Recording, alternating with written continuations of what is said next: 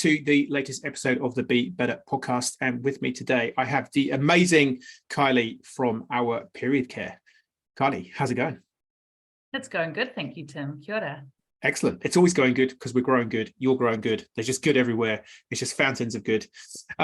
So for people who don't know who Kylie is and who don't know who AWWA Period Care are, tell us a little bit about who you are. All right, well, I'll just kick off with my mihi. So, inga mana, inga reo, inga ho e wha, tēnā koutou, tēnā koutou, tēnā koutou katoa. Ngō inga rangi oku te puna e tai mai oku te puna ki Aotearoa i te tau 1860. E tipu aki o ki Tamaki Makaurau, e noho ana o ki Waiharakiki i Naianei. Ko Wither Hills ngā maunga e ru nei taku nāko, ko te moana nuia kiwa ki Puketia e mahi nei aku maharahara. Ko Sky rātou, ko Ebony, ko Logan aku tamariki, ki Awa aho e mahi ana, ko Kylie Matthews aho. So my ancestors came over from England and Scotland around 1860, and I grew up and lived in Auckland and moved to the beautiful sunny Blenheim a couple of years ago down here. I've got 7 children. I just did introduce 3 of them on that. I've got 3 of my own children and 4 stepchildren as well. So a bit about me. When people ask you who you are, you tend to jump into giving yourself all of these labels, like based on the roles that you have, like I'm a mother, I'm a wife, I'm an employee. But I guess when we want to really find out who we are and what it's about, what our core values are and what gets us up in the morning. So it's really important, I think, to think about that and to peel back the layers and reflect on what's important to us and what we're passionate about. So for me, if I think about that, like, who am I? When I peel back the layers, being part of something with purpose is really important to me. Something that drives me to get up in the morning and where I know that I'm having a positive impact. And because of that, I'm really passionate about sustainability and being part of the solution and not the problem. And I guess one of my main mottos in life is that I treat others the way I want to be treated, which is with respect and kindness. So that's me. And then on top of that, I have all of the other labels. I'm a mother, I'm a wife, I'm the taxi driver, I'm the chef, I'm the coach, I'm the mediator between all of the kids' chaos. Nice. Yeah, well, with 7 kids, there's going to be a bit of chaos, I'd imagine. We have enough chaos with 1 child. Times that by 7. Don't know how you do it. And thank you for that, Mickey, because you're the first person guest on the podcast to do a Mickey. So go you. So thank you for that. For those people listening outside of New Zealand, I guess Mickey is a sort of formal and or traditional way of introducing yourself from the Māori world, which is one of the, I guess, it's one of the 3 recognised languages or official languages in New Zealand. So we have English, Māori, and sign language as our official languages. So you get a crash course in Kiwi culture or New Zealand culture, Māori culture, and I guess it's the what do we say, traditional way of how people would introduce themselves when you meet, in the Māori world. I remember there was a guy, I can't remember his name though. He was a reformed banker from Westpac, and he was talking at a conference I was talking at a few years ago in Nelson, actually. And he talked about how, like, typically when people from his iwi meet each other, the first thing they ask is, what's your name? The second thing they ask you is, so what's your name and sort of what iwi or hapu are you from? Where are you from? So where do you currently live? What do you do in terms of what do you provide to the iwi? But the last question they asked was, what's your purpose? And I thought, well, that's just a bit of a different lens on when you meet someone at an awkward networking event. So what's your purpose? I don't know. What's purpose? Yeah, so that's cool. And I think what you when, like you say, when people ask who are you, it's I like when you ask the question, where are you from? Depending on your mindset, you can kind of go, well, I've just come from work, through to, well, my ancestors came over in 1860 and they were originally from Scotland or England or Wales. Yeah, so lots of depth to all these questions. And the other beautiful thing about it, Mihi, is that it identifies parts of Papatūānuku around the earth in terms of what resonates with you. So Yep. the Wither Hills Yep. are the mountain, and the way I spoke that, it says that the Wither Hills are the mountain that speaks to my heart. Yep. And the Pacific Ocean at Whites Bay, which is our beautiful beach here in Blenheim, is the water that alleviates my worries. So it's that connection that you have with your surroundings, with land, and that's why you know, get to this, I'm sure, as well, but why I think that the B Corp movement and the Te Ao Māori worldview have such alignment, because of the way that they both look at people and putting planet and people first. Yep, and having that combination, that context together rather than isolation. Yeah, totally. So before we get into some really, really deep stuff, so tell us a little bit about what you're currently up to. So AWWA Period Care is your business. So yeah, tell us a little bit about what you do and what the purpose and impact of the amazing businesses that you are running. Yeah, so AWWA Period Care, we are period underwear. So basically that means, people who are not familiar with it, it is an alternative to all other menstrual products. Takes away from the need for all single-use pads and tampons. They're literally just like your normal underwear, and you just switch them up when you've got your period, and you can wash them with your clothes and normal clothes and line dry them. So it's a real simple transformation for people to get their head around, like, I've got my period, I'll just switch to my hours. And my role there is the Po Manawataki, which is the translated as the Chief Operating Officer. So manage all of our supply chain, procurement, sourcing, that are charged to become a B Corp certified business. And we launched AWWA in October 2018 via a Kickstarter campaign. Thought, yeah, let's see if we can make this go. And we smashed our target within about 48 hours and ended up getting almost about triple what we set out to achieve, which then again caused its own sort of logistics challenges. We're just awash in money. What do we do with it all? I guess, how the business came about is my business partner, Michelle, and I, she's Māori, and had been, we both had our own successful businesses before AWWA, and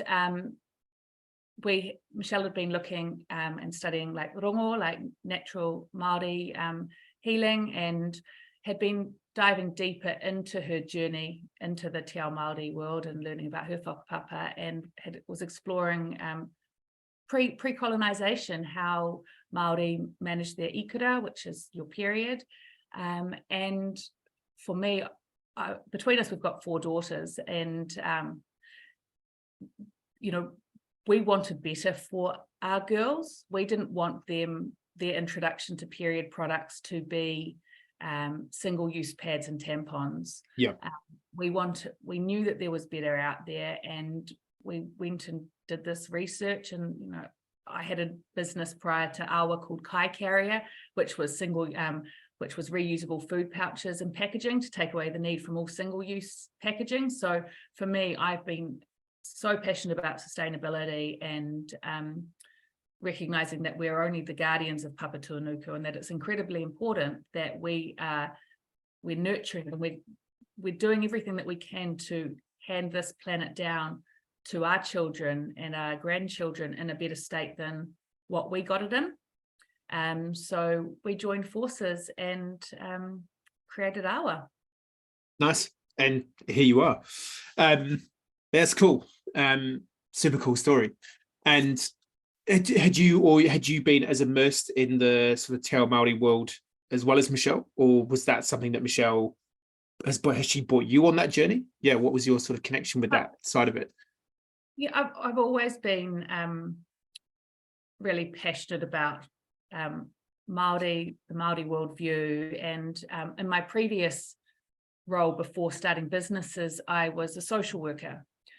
So I worked as a youth justice social worker for what was Child, Youth and Family, now Oranga Tamariki, for a number of years, and also did that overseas in London. So, unfortunately, I've worked with a lot of Māori over the years, because they fit into that category of being really, a lot of the young offenders that came to our attention were Māori. So I've worked with Māori in that space for quite some time. So I've always had a really, I've done my best to have a deep understanding of the culture, so that in all of my interactions that I was being respectful, and also being able to recognize and identify needs specific to them, not coming in from a Western worldview, because that hasn't worked. So I've always felt that I've been somewhat immersed in that space, but yeah, I'm not Māori myself. Yeah. Cool. So getting into social work, from social work into trying to fix the food problem, into getting away from single-use disposable period care. Was that always the plan for young Kylie? So young Kylie growing up, were you always a bit of like an eco warrior, justice warrior? Were you born sort of raised in that kind of environment, or did you, like what was the attraction? Because clearly there's this deep desire to help people, help planet. Where does that come from? I think that desire to help has always been there. Hence why, like I knew I wanted to be a social worker from when I was about 14 years old. And that was always what I was going to go and do at university. And particularly, I'd always wanted to work with offenders. And so I always thought, you go to university, you think that's going to be your career for life. So that's what I thought I'd be doing. And just, it's purpose driven. You're helping to bring about change. Like I truly believe that there's good in everybody, and we just have to help them, find that and help them, grab hold of that and move to the light with it.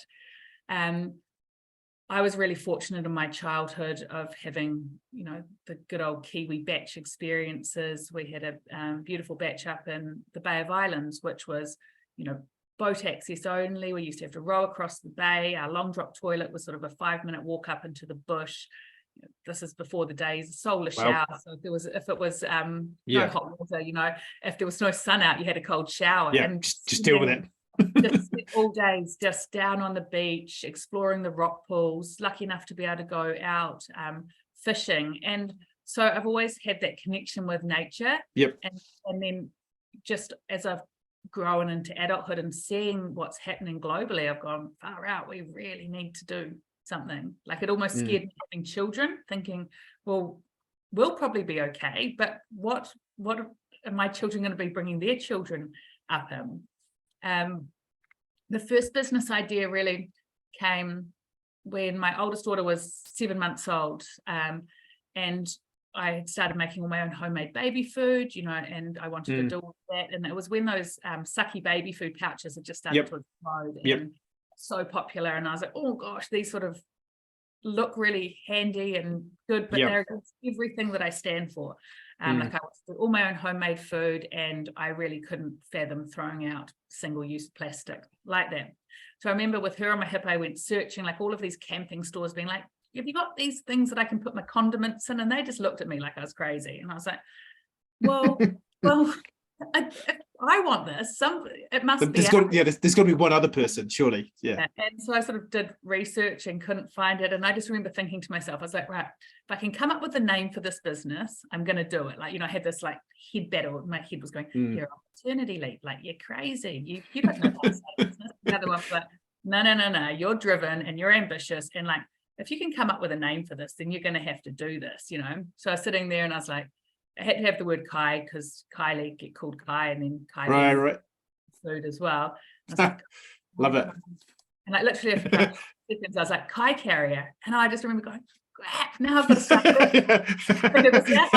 I've now implicated myself. Damn it. Yeah. And so I went away and did that. And I really started that with no knowledge, which is proof that you can pivot and you can start something where you don't have that knowledge and grow into it. I called out my friends who I was like, do you know how I could find somebody to help me with plastic manufacturing? And I roped in some of my other friends to like design my logo and build my website. And it just sort of went from there, grew pretty organically. And I was like, right, I actually need to have a bit of a plan about this. Growing, managed to get it ranged in like Progressive Foods, The Warehouse, Foodies. So it's still going really, really well. Fantastic. So did you sell the business to someone? Sold the business, once our got too busy to manage both. Sold that one. No, which is reasonable. Yeah, between 7 kids, 2 businesses. Yeah, we'll let you off. Yeah, getting rid of one of the businesses. Oh, he's such a slacker. You're like, have you met Beck Smith from The Whole Story? You and her would probably get on. She's a vet, a farmer, and a mum, and she's got her own consulting business helping other farmers integrate sustainability. I'm like, when do you sleep, Bex? It's like, I think I think it's fair to say that typically the wives, the mums, the women of the family are you're stronger and harder than us blokes. You've got more energy, you've got more ability to carry bigger loads. I don't know what we're doing half the time, us blokes. We're just clearly underachievers. We're just relying on our amazing wives and mothers and sisters, daughters. Yeah, I do reflect on it sometimes. If I had looked at my 25-year-old self and gone, when you're 39, you'd be doing this, and I'd be like, whoa, how on earth am I going to do that? I could barely write an essay by one deadline in 6 months' time. Yeah. I guess it's just you keep building and adding those blocks, and you're like, you just flow with it. And I think that's the when you talk about, you had this idea for a business. Well, if you've been working with, at-risk youth who are in a tough situation, you've clearly got some nous to be able to, obviously you've been trained in it, but still the ability to handle possibly quite confronting tough situations and be negotiating with people who maybe don't want to even be talking to you, and having, and then even when my wife, she runs her own business, shout out to happymonday.co.nz. When she first got into business, she said, I don't know what I'm doing. I'm like, but you've just spent 2 years being a mum. You know how to negotiate with someone who is unnegotiable with. Project management skills, time management, entertainment. It's like there's a raft of skills that I think typically mums getting back into the workforce forget that you have been managing a very typically uncompliant human for maybe a few years. And there's a lot of skills that you learn there. So I think, but I think for anyone in general, just if you don't give it a go, in 20 years' time, you'll look back going, if only I'd launched that Kai Carrier, that would have been, I think, give it a go, because the worst that can happen is it's a success and you have to go and do it. Yeah, exactly. And I think that's always been my sort of mentality is like no regrets. I don't want to live a life with any regrets. And 100%. I call myself a risk taker. I'd like to think I'm a calculated risk taker, but I'm willing to give things a shot. What's the risk in this? What's the worst that can happen? And I'm like, well, that's actually not too bad. Yeah. I'm going to learn and I'm going to grow and I'm going to have all of these cool experiences and meet people along the way. So actually, why not? 100%. As long as there's no sort of risk to life or limb, pretty much you're going to be okay. Clearly we are not business advisors. This is not legal or financial advice, but just give it a go. What else? Something else I was going to say on the back of that, but I guess the other thing, in this day and age, if you come up with an idea, it's pretty easy. Like you could go and get a Wix website or a Weebly website for free, and you can knock up an idea and you can put it on the internet, and you could probably spend $200 running some ads against it and see if you get a customer. Or as you did, just go to your friends and family and say, hey, this is a thing. Have I got rocks in my head, or is this a thing? And most people will pretty quickly say, I don't really think anyone's going to buy that. I love you, but I'm not buying that. Or they'll be like, oh my gosh, that is so cool. So I think there's it seems to be a generational thing as well. I've done a bit of mentoring at UC over the years, University of Canterbury, and the number of kids at uni who seem to have got some social and environmentally impactful side hustle, it seems to be almost all of them. Whereas I guess when you and I were at university, well, for me, I barely even knew where the library was, let alone having a business on the side. So barrier to entry is pretty low. So just give it a go. I knew where the pub was when I was at uni. I definitely knew where the pub was. Both of them. That was about it. Anyway, we're all here now. we got our degrees. We all got our degrees. Cool. So you did the Kai Carrier, and then so at what point did AWWA sort of pop up on the radar when you were doing Kai Carry? Was there a specific moment of realization, or had it been something just sort of been bubbling away for a while? Yeah, how did you suddenly go, I know, I haven't got enough on my plate, I'd like to start another business? Yeah, and came about in like 2018, and Michelle and I sort of came together and looked at it and thought, like, this is a really great opportunity.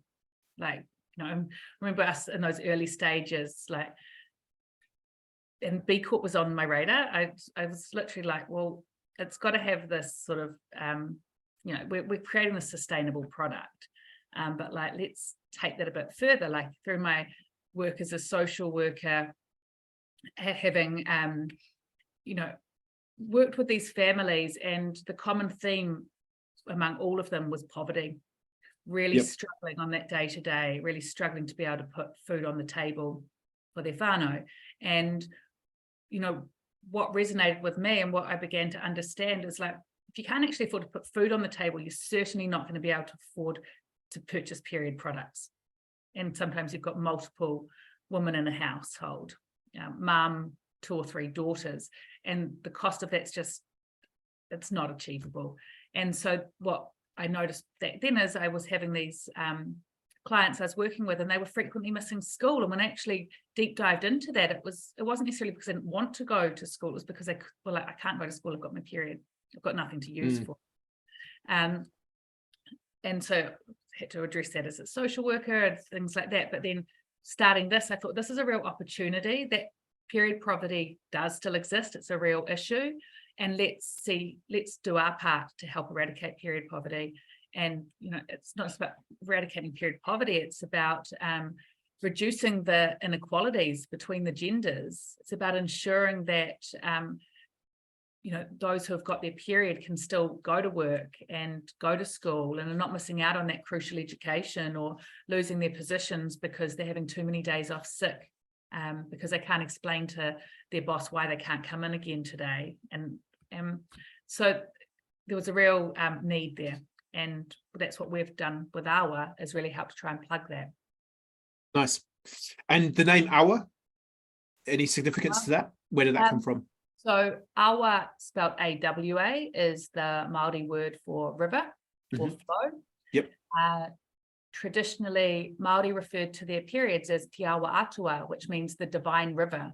They viewed their periods, their ikura, as something to be celebrated, because it represented that move into womanhood, of the ability to continue on your family lineage.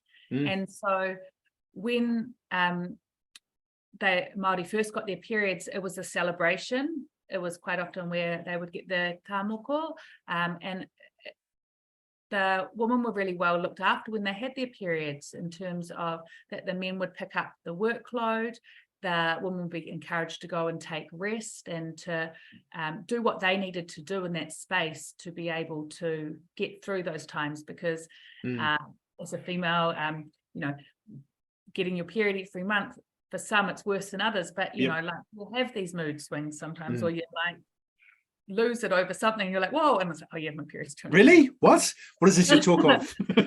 And for others, it's that crippling pain, and it's not well.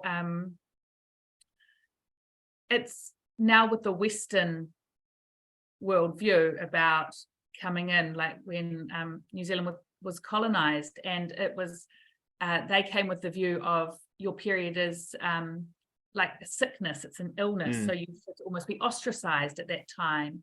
And because of that, it's been seen as really shameful, and so it's something that people don't really talk about. And that's one of the what we're trying to achieve with AWWA, is to decolonize periods through the Indigenous messaging that we have, and looking at traditional wisdoms and the way that you can nurture and look after yourself when you have your ikura. And on the other side, like smashing the taboos around periods, making them less shameful, less whakamā. Like, why?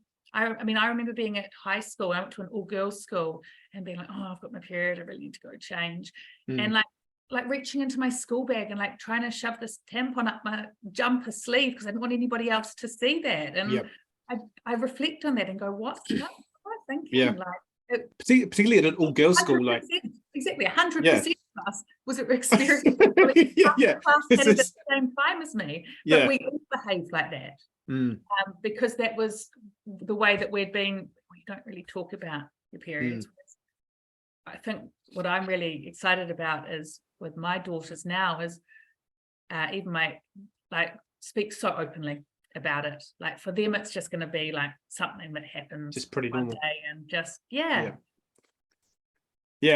think there's this whole connection to older belief systems, and I think that's where in this sort of postmodern Western world where it's all about rationality, science, logic, reason, that's great, and I'm not saying that we don't need any of that, but connection to sort of myth, story, the idea of the divine feminine, and the fact that the female is the the one who is going to was that, if you got a bit of an earthquake there? But Oh wow, you all good? Yeah. It's the divine feminine. Papa Tuanuku is speaking to us through the she's happy with your work, hopefully. It was just a little one. Just a little one. Wow. Not feeling anything here, so who knows, might be coming our way soon.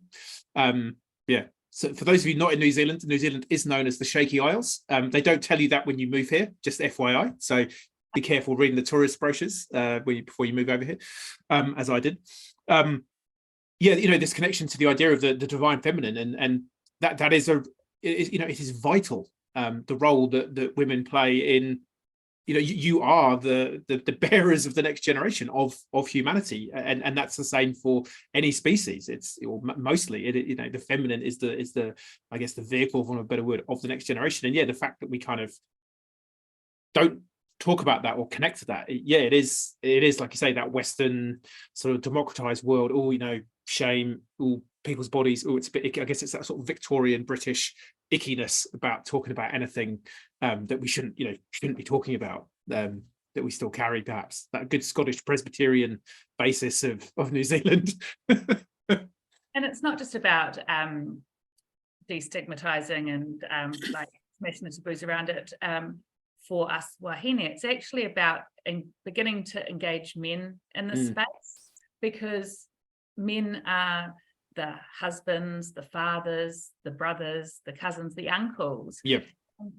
So they're around people who are getting married all the time, and so it's also about changing the narrative for you guys and saying actually, like, it's very simple. Like you could have the same words and have two different things. Like you can have the husband who's like doesn't really understand it, or doesn't really want to, or doesn't want to be supportive of how you might be feeling, because feeling like crap, which can happen, and be like, oh, why are you being so grumpy? Have you got your period? Or you like change the narrative and be like, oh, hun, like, are you feeling pretty rubbish? Like, your period, would you like me to make you a cup of tea? Same words, different tone, completely different. Like it's about having that empathy. It's about just having that little bit of understanding. And like, as you were talking about before, about the capabilities of females and what we can achieve and everything that we can do, like we're also incredibly strong. Like we're wahine toa, but at the same time, it doesn't mean that we don't deserve to have a little 100%, a little bit of support or empathy. 100%. Sometimes, 100%.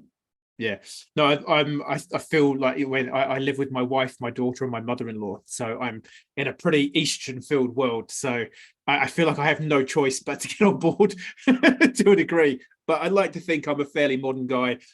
My dad, he passed away a few years ago, but he was kind of like, well, the first time he met my wife is a fairly strong-willed, independent lady. He'd been over for about a week, staying at our place, and we were about to go on a bit of a tour around the South Island together. And his final comment to my wife was, so there's some washing on the floor in my room. If that could be done by the time I'm back. I was just like, watch this. Yeah, that's not going to happen, Bob. The washing machine's in the garage. Knock yourself out. So I like to think that the modern male in general is slightly more attuned to the idea of that equality in the house and sharing the workload, particularly as I think, in this day and age, more and more wives, mothers are working, either through choice or through necessity. It just seems to be everyone we know. There's very few couples we know where one parent is not working. So yeah, very cool. Yeah, that's cool. And I love names where there's reference to something a bit deeper and a play with the words and that connection. Yeah, I think that's great. Branding always has that depth to it, rather than just, and even your Kai carrier, it's like the double meaning with, well, my nickname's kind of Kai. Kai is food in Māori. It's like, yeah, genius. Love it. Cool. So was this kind of you two kitchen table? Okay, right. What is this? Did either of you have like a design for the product, or I mean, because it's a fairly revolutionary product design, I guess. So neither does Michelle have a background in design or manufacturing? So literally, it's just you two, kitchen table. Okay, we know it's not going to be single use sort of tampons or stuff. Yeah. So how did it?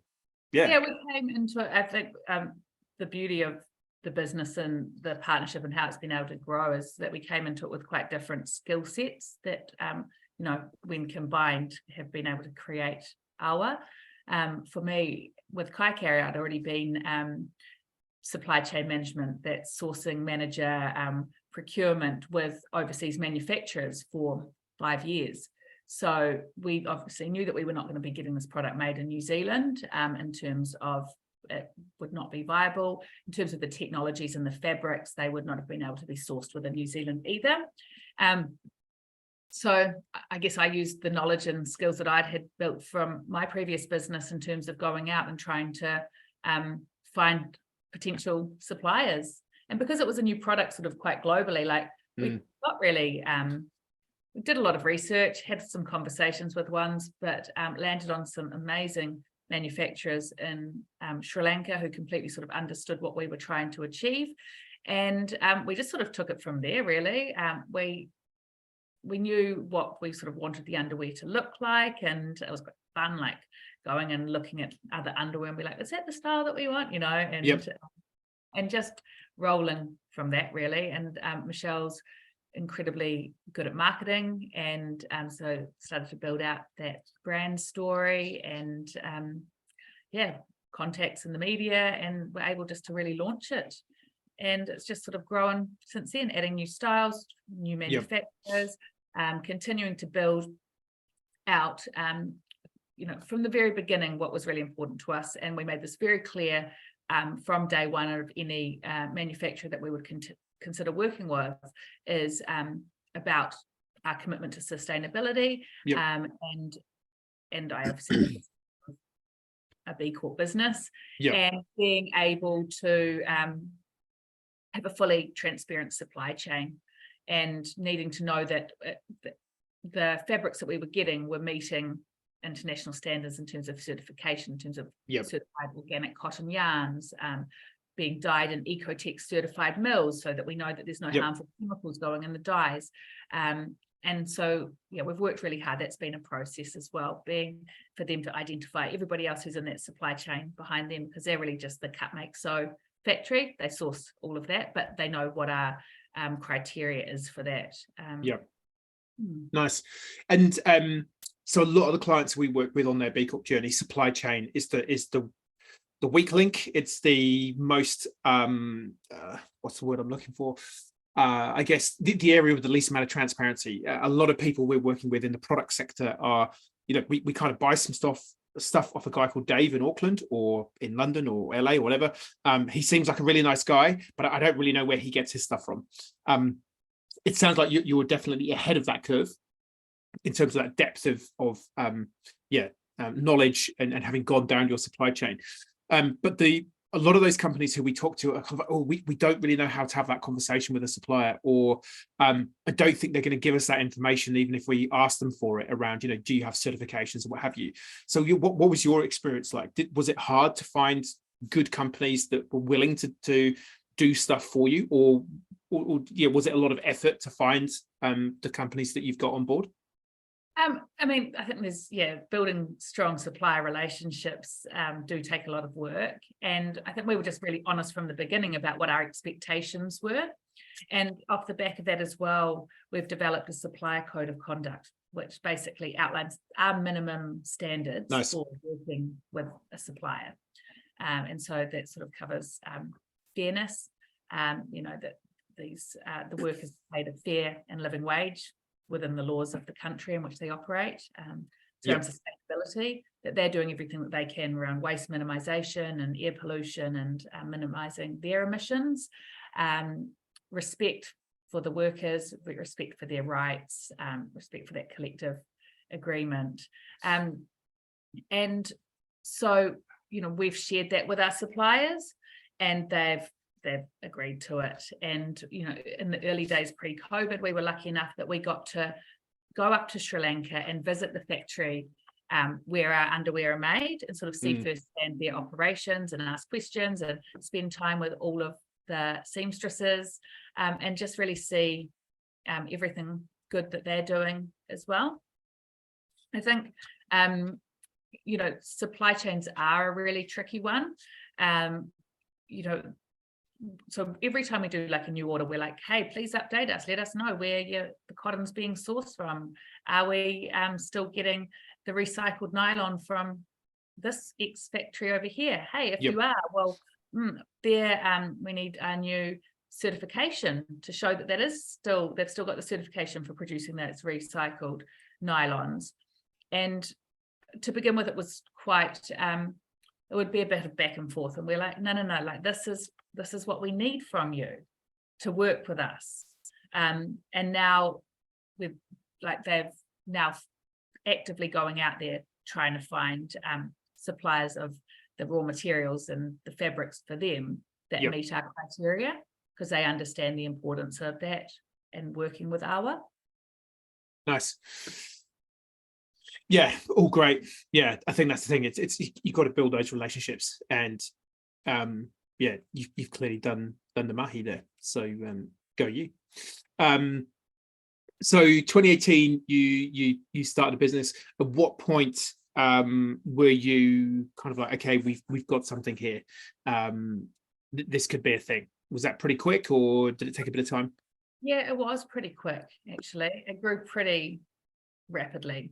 And why do you think that was? I think that it was, it grew really rapidly, but at the same time, because it was such a niche new product and not a lot of people really heard about period underwear, it took quite a bit in terms of educating people, being like, oh, this is how they work. Whereas now period underwear is sort of everywhere, which I can talk more about. I think there's pros and cons to that. Not all created the same. Yes. So we were like, oh, this is taking off, doing some really effective marketing. We were doing expos like the Go Green Expo, the Women's Lifestyles Expos, getting really awesome feedback and from around that. And we're like, oh, just online sales were going really well, and the brand just started to grow from there. Nice. And so at what point did you look at doing the Kickstarter? So, the Kickstarter was how we started the whole thing. So before, okay, so you used that to actually launch, right? Rather than launch, get a few, and then get the Kickstarter. You're a calculated risk taker. Didn't invest too much into it. Nice. Get other people's money. We'd obviously come up with the business and have been getting our prototypes and been having those tested, because there's a lot of technicalities that go into the underwear. Not only do we have to ensure that they're free from all the harmful chemicals that we want them to be from, like particularly there's a lot of talk now around the PFAS chemicals. So we have all of our fabrics tested for fluorine, which is a precursor to any of the PFASs, which is there's thousands. So we won't use fabric unless it comes back as none detected in the fabrics. So we'd sort of got these prototypes. We'd had some of our friends, got some samples, had some of our friends to use them and test them. And so we knew they worked.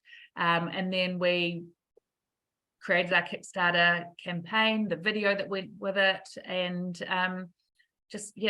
launched that, I think, about 1st of October 2018. And boom. And we're like, oh, okay. And, luckily we'd already ordered the fabric, because we were like, well, we were like, whether we get our Kickstarter or not, like, we're going to do you're going to do it. Right? Yeah. And then we were like, oh gosh, I think we need to order some more. It's a good problem. Good problem to be having. It was a problem. It was. Yeah. And so from there, we've just gone on and developed some new styles as we've come along, and look, always innovating, always looking at the new technologies around fabrics that we can use that are going to be more absorbent, that sort of thing. Yeah. And of course, Kickstarter are themselves a B Corp. So there you go. Don't know if you knew that, but there you go. So double impact from day one. Any tips or tricks, recommendations for people looking to raise funds if they've got a startup idea and are hovering over the commit now to Kickstarter? I guess it would just do it. It seems to be your general your general motto. Just give it a go. Absolutely. Yeah. I think what I think was really good about our campaign is try and do as professional a video as you can. Really have that story, sort of compelling. Story. Yeah. We spent a lot of time and effort into the video, and again, calling on your friends and family. Thank you to my cousin, who came in, he's a cameraman, and so he came in. Nice. Calling all the favors. Do you remember that time you stole my lollies at Christmas in 1983? Well, have I got a deal for you? So he was really happy to come in and help us with that. Nice. So we're grateful for that. Super cool. Yeah, that seems. I know, like Atik did a really powerful fundraising campaign as part of their sort of early part in the story, and again having that like bulletproof or bomb-proof story, compelling narrative about what we're doing, why we're doing it, why you should invest. I think that's seems to be the basic keys to raising funds. Cool. And so we briefly just mentioned the fact about not all period pants are created equal. So I guess it's like any industry, as soon as you prove that there's a market here, other people want to be a part of it. And so, but I know you mentioned you were one of our amazing panelists as part of our B Corp month celebrations. It feels like a decade ago, but it was March this year. Yeah. It feels like, yeah. I don't know, you touched on it there, but yeah. So what are some of the challenges with some of the sort of, I guess, like the knockoff versions or the less considered options that are in the market? Yeah, I mean, I think that it's with any product that there'll always be people who come in and make a cheaper version that doesn't necessarily function as well. And period underwear is still a relatively new industry, like a new product globally, and so it's I guess it's that challenge of like not wanting people to have a bad experience so that they're then put off from thinking, they think, oh, these don't work for me, or these are rubbish that I brought, but because they haven't brought ones with quality. But on the flip side, having more brands in the market has also then created greater awareness of them. And we know that people are always going to be, there is price. People are driven by price, and that's just how it is. And, not everybody is going to be able to afford the high end. That I think it's just being conscious of the quality that you're getting, especially when you're using it to manage your period. And where AWWA sits, we're definitely position ourselves at that higher quality brand end. And we know that the products that we produce are really high quality. We know that the fabrics that we're using, are certified organic cotton yarns. We're using certified recycled nylons. So we know that there's the quality in that, and that costs more. And not only that, it's everything else that we do within the brand as well. So we donate 2% of our annual revenue by way of product donations. And that's to help eradicate period poverty in New Zealand. So we need to factor in the cost of that somewhat as well. We've agreed to do that, but so we have that. The other thing that we do is that we are climate positive for business operations. So we're measuring and offsetting all of our emissions, and then we're topping it up to 120% just to make sure that we're completely covered. And we're doing that through ethos, which is a New Zealand company. So it's all of these additional things that we do that we have to sort of factor in, but that's part of our commitment. Yeah, totally. To being sustainable and bringing about that change. And people just have to begin to realize that, you know, things do cost more when they're quality and when they're good. And actually, we need to be conscious of this. We need to actually stop consuming so much. 100%. Because that's the only way that we're really going to save this planet. No, I totally agree. That makes complete sense. But I guess, like I say, for some people, I mean, you've got the product that you are giving away. So if someone's really, really struggling, I guess don't buy the poor quality option that's creating bigger possible environmental challenges and might, like you say, might have toxic products or chemicals in it, or at least not be the best quality product. You know, reach out to AWWA and just say, hey, could you hook me up? Because they will do that for you, potentially. Well, we won't donate to individuals. Oh, right. So you do it through organizations. We've got a lot of partners on our design programs. So one of our main partners is Dignity, another B Corp. Nice. B Corp for the win. We're getting it into so getting it into the hands, and then we donate to like to Women's Refuge and Shine and other organizations like that. Nice. Super cool. So that kind of leads nicely into the B Corp stuff. So you said pretty much from day one that you wanted the business to be a B Corp. So when did you first hear about B Corp? When did that pop up on your radar? I heard about B Corp, gosh, I think would have been pre-AWWA. And when I had Kai Carrier and was like, oh, what's this B Corp? And I remember sort of reading a bit about it, and I was like, wow, that sounds awesome. I think back then there would have been very few in New Zealand who were B Corp certified. And so I was like, it just came onto my radar. And it was one of those things that was like sitting there. I was like, I'm just going to keep following this movement, see where this goes. But it was something that, really triggered something for me. I was like, yes, finally, like business is actually being recognized for good. This is awesome. Yeah. What a crazy idea. It might catch on. And it has. Seemingly it is. Yeah. Woo! At last. Yeah.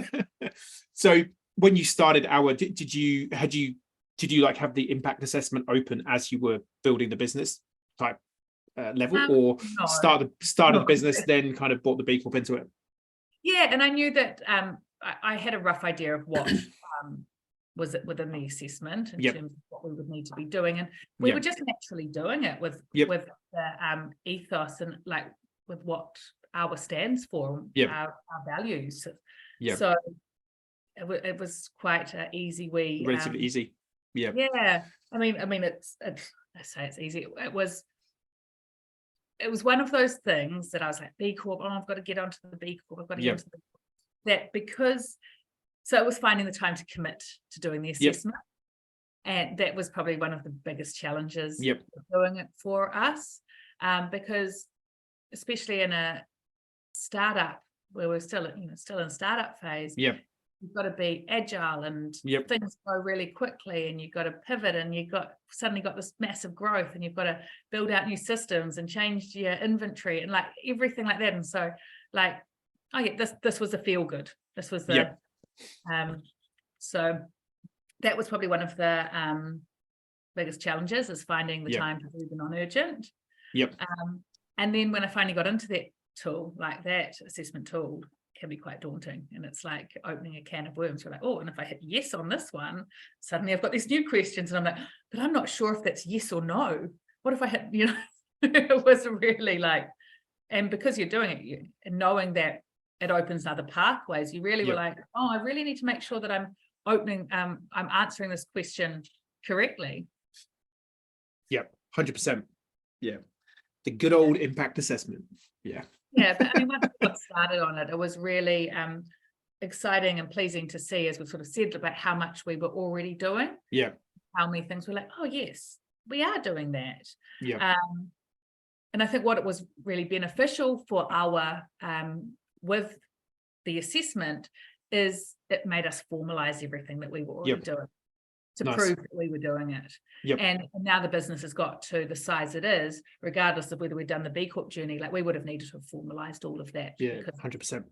So it was quite good to sort of almost like have that sort of forced. I did it, and I knew that at the time. I was like, right, I was like, I'm just going to get it done. And that's when I heard there was about a 7-month wait to actually go through the audit process to get your certification. So I was like, all right. I think it was like July that I was like, I'm going to submit it. I'm going to submit it by July, and I'm going to give myself to December to get all the stuff done. Nice. And so then once you get a rocket up here, you just really don't have a choice, do you? The clock is, I can push that down the to-do list. It's like, no, this has to be done. There's nothing like a time-bound clock ticking to-do list to make you actually get stuff done. And that's the advice we give to everyone. It's do as much as you can, get as much of the assessment done, and then all the work-ons, click submit, clock's ticking, got to get them done. and like that, I would almost encourage every business who gives any sort of a rat's about the planet and the people in it to actually go through the assessment, because it's actually a really thought-provoking experience. 100%. Provides an overview of what you're doing well, but then also really readily identifies areas that you can improve on. And some of those improvements that actually will have a really profound positive impact, but are actually quite easy little tweaks that as a organization you may not have thought about because you haven't been asked those questions. Yeah, totally. So, cannot agree more with you. Yeah, it's free to take the assessment. Just go and have a look. There'll be stuff on there that you'll just go, I didn't even know that was a thing, but now I know it's a thing. I'd like to make it a thing in my business. And there you go. Yeah, you have some free business improvement ideas from the assessment tool. Any sort of big highlights or anything? Was there anything unexpected that was in the assessment that you were kind of like, oh, okay, that doesn't really make any sense, or that's really cool, I've never thought about that? Or I think you seem to be one of those classic companies that you were totally aligned to it already. Like you say, you just had to kind of document it. So I wouldn't be surprised if there was anything that you were like, oh wow, we never thought about that. But yeah, I don't know, maybe there was.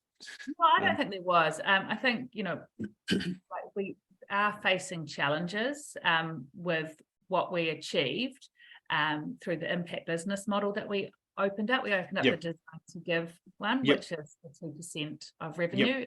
You can do that via product donation. And so we donate to a number of our key partners, like including Dignity, which is another B Corp. We donate to the New Zealand Police, who are, I love that one because they're working with the youth who are coming to their attention, and they're supporting the families because they understand the importance of those relationships. And so we really support that because, as I said, if you can help alleviate some of the stresses of not being able to period products, you can take away a bit where these people may have some more capacity to effectively work on improving and changing behaviours. So what we have, so we opened that up, and it was during the time of COVID as well. So the New Zealand government had some tax exemptions in place around the donation of goods. So what B Corp requires is that all of the recipients of our underwear are registered charities for the sake of the donations being tax deductible. So now we have this massive challenge because Dignity is not a charity. The New Zealand Police is not a charity. So we finding is that, like, the underwear we're donating to Dignity and the police and some of our other community organisations and things like that who are not registered charities, we know they're having the biggest impact. They're getting into the hands of the people that we want our underwear to get in the hands of. But now, as a result of that, we're no longer meeting that criteria. Right. So it's it is a catch-22 because we obviously do not want to stop donating to our biggest partners where we're having the most impact. But we also know the importance of being a B Corp and maintaining, but also improving your score. Totally. So I guess that's a piece of work I'm doing at the moment is I'm exploring the B Corp assessment and looking around the civic engagement part instead as a way that our donations can be recognised in the way that we're not taking away from our ethos and our values of just like, oh, because they have to have impact. They're a cost to us, and we're doing it for a purpose. We're not doing, when we are really reflected on that, is that what's more important here? Is it getting the underwear into the hands who need it and doing our part to eradicate period poverty, or is it like waving my piece of paper going, I've got B Corp and I'm maintaining myself? And I was like, it's the people. It's giving it to those people. So just that's probably one of the challenges, because the current assessment, and I know that we can talk maybe a little bit about what, like, the changes to it a bit, but the way it is at the moment is it's sort of that same assessment regardless of whether you got 2 employees or 500, and there's sort of, there's not, it's very black and white. There's no sort of like, with a situation like this, like, could we get a waiver to show that actually we're doing what B Corp wants us to do, which is be impactful. So it's tough, and we have this conversation with all our clients. You know, there's going to be some stuff that you're doing that won't be captured by the assessment, and that doesn't mean you should stop doing that stuff, but it equally doesn't mean the assessment's completely pointless and not worthy. And it's this fine line between and I mean, it's an interesting one. It could well be worth you actually contacting B Lab and just saying, look, see the intent behind the question, but can we have a conversation about this? Because we are reaching beneficiaries. You know, it's not like the New Zealand Police is a for-profit entity that's, you know, I don't know whether you had that conversation with them, but sometimes they can loosen the rules if you can really demonstrate what you're doing. So that might be worth talking to B Lab about directly in Melbourne and just saying, hey, can I just have a chat with you, and just in the spirit of the movement, show you what we're doing here and why actually this creates more impact than if we were working with just a not-for-profit. There are occasions where they can potentially then set a new precedent, and they might go, actually, look, okay, the police, they might give you that one because they'll go, okay, well, they are kind of a government organization supporting the community. So I it's, you know, what's the risk? They say no. You did do. I did reach out to them. No bueno. Maybe try again. Try someone else. Yeah, exactly. Keep pushing on that one.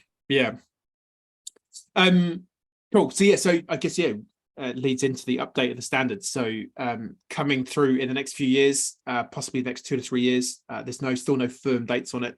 So the basis behind this is currently, to be a B Corp, you need to score 80 out of 200 points. You can get your 80 points across any of the 5 areas of governance, workers, community, environment, and customers.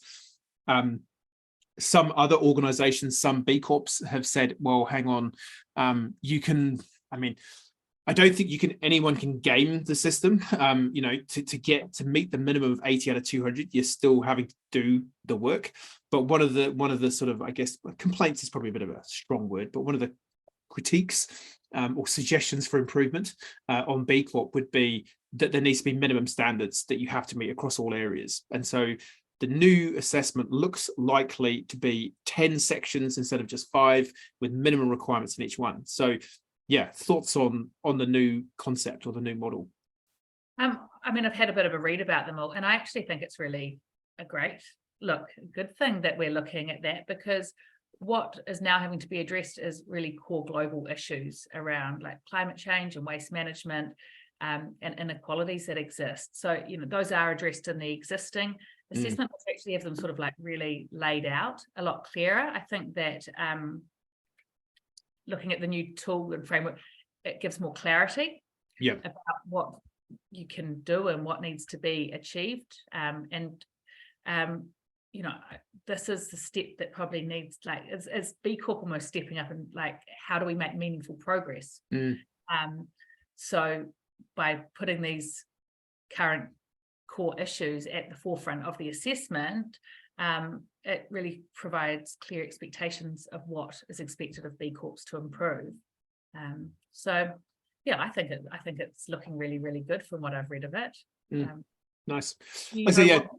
For existing B Corps, like when they go through their reassessment, but they have to go do it all over again. So I think the word on the grapevine I've heard, and typically this is how B Lab have operated historically, is there will be a fairly extended transition time where if you're on your 3rd or 4th cycle of the old assessment, you might be allowed to go through on that one for your next recertification to give you that time to create the change that will need to be done. And so it might be that they say, right, all new B Corps, if you're starting from scratch, you are on the new certification. And I think it's likely that the older ones, so like you or I, would be given a grace period to go, okay, well, we recognize that you've kind of maybe built your business to a degree around the framework as it was. So we will give you that time to transition.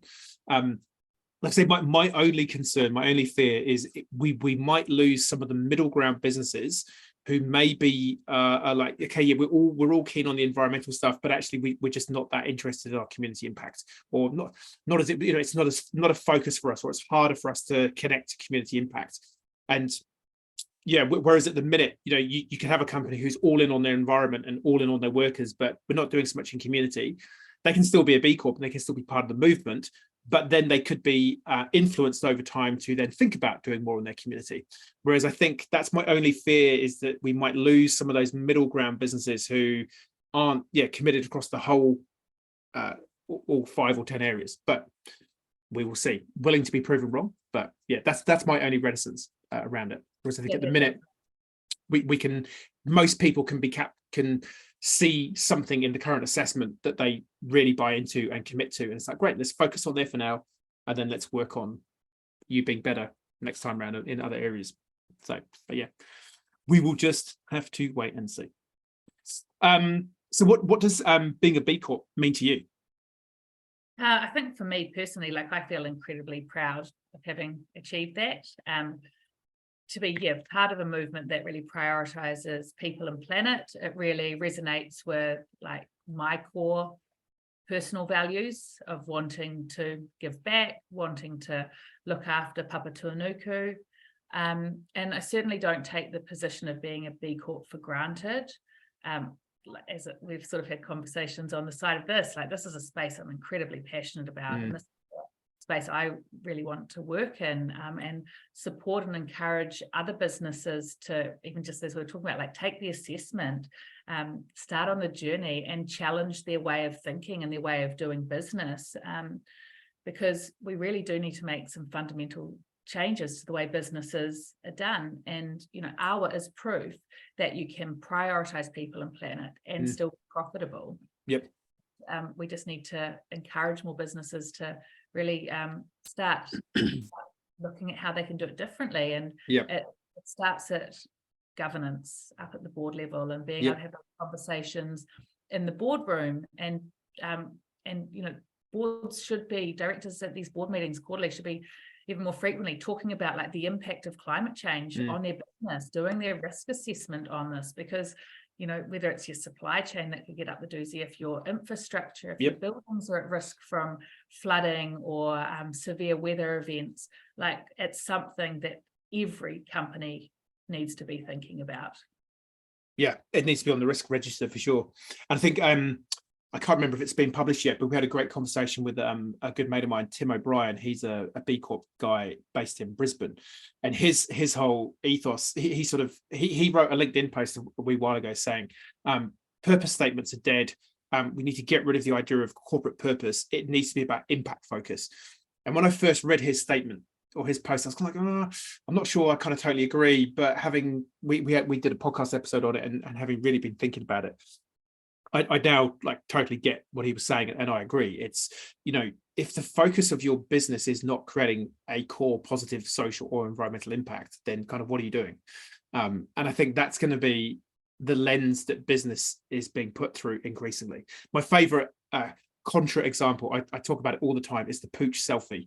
It's a plastic attachment that you attach to the top of your phone. It holds a tennis ball so that you can take a better selfie with your pet. And you just sort of go, could you not just hold a ball with your hand? Or, I don't know, like hold a dog treat? Like the fact that you've made this thing out of plastic that has really no purpose and is probably one of those crappy stocking fillers that gets used once on Christmas Day and then breaks. Like, do we really, does the world really need that? People actually going to buy those? Apparently, they were on the marketing behind you. People will buy anything. This is the thing. It was on Shark Tank. I think it got funding. So I just look at that and go, well, really? Whereas, then you compare it to what you're doing and you go, well, okay, it's kind of essential because women need it. And you're doing it in a really positively impactful way. So it's like, sure, like you get to come play. But yeah, it's I think business, and I think this is why we're seeing the rise of interest in B Corp, because increasingly businesses are realizing they're being pressured by customers, employees, supply chain, or investors to go, hey, actually, I was talking to a guy from one of the banks the other day, and he was saying, he's leading their internal sustainability charge, but more around where they're lending. And the banks are looking at the companies on their books and the risk that they hold for the reputation of the bank, as well as the impact that funding's having. And you go, well, okay, that will, if the banks are kind of like not just will give money to anyone anymore, that kind of tells you, that something's changing. So. But I think as well with the banks, they've got to be a lot more conscious of who they're lending to because of the new legislation about having scope 3 emissions. And that's exactly what's driving it. Yeah, they're going through their little books of money and going, ooh, hang on a minute, ooh, oh, okay, that one's all right, so you'll be fine. But yeah, some of the other people, they're like, okay, we and so they're now trying to have conversations with their customers about, hey, look, if you want to keep getting money from us, we need to have a conversation. And so yes, there's a whole lot of stuff that's driving, and I think in 20 years or 30 years time, when we're all living on Mars in our space old people's homes, whatever we're doing with Elon Musk, we'll look back at this period of time. I think we can't see how quickly things are changing right now because we're right in the middle of it, and I guess we're in a bit of a bubble of the B Corp world and do good world. But we're getting calls and inquiries from all sorts of random companies in random industries that you would just go, I would not have had you on my top 10,000 list of companies that would be ringing me about B Corp, but they are, because someone's gone, I need to see what you're doing socially and environmentally now. So yeah, I think it's a really exciting time to be in business, I think. So where do you see 10 years time, where do you see sort of the B Corp movement? What's the future look like for B Corp? I really hope that it's the norm and not the exception, that that there's businesses that are small, big, medium sized, that are all B Corp certified and that are really committed to making some changes to this planet, prioritizing people, prioritizing the planet before profit. Because as I mentioned before, like we actually all just need to consume less. Yeah. And I was watching on the news last night and they were talking about, the exports coming out of China have reduced and they're buying less. And I'm like, this is not a bad thing, people. This is not a bad thing. This just means that we now have to figure out how to adapt to live with less. It's very simple. Don't go, oh my gosh, this is such a crisis because we're not getting as many goods out of there and they're not buying much. Things like, actually, okay, well, we're not. So how do we figure out how we live with less? And then we actually just stop producing less. And if we're producing less, then it's costing us less. And then we can actually regenerate our planet. So it's just a mindset, really, isn't it? And how do 100%. We do that? And, we really need to, everybody needs to be part of this movement, like the B Corp, but actually making those real big changes, and particularly around our greenhouse gas emissions, because, we have to be on target to meet these science-based targets to keep global warming below that 1.5 degrees Celsius, because we've seen it over the last couple of years, the catastrophic weather events like within New Zealand that have happened. And now I saw last night on the news the wildfires in Hawaii that have killed over 30 people because they're off the back of high winds from, a hurricane that's going past. And it's catastrophic, really. And it's actually going to end up costing businesses more money if they don't do something. I think that it's going to cost them to make all of these changes, but actually, what's the cost of not operate? You wait till you can't operate buildings left, or you don't have any customers because everybody's actually just living in crisis, trying to survive weather events. And so,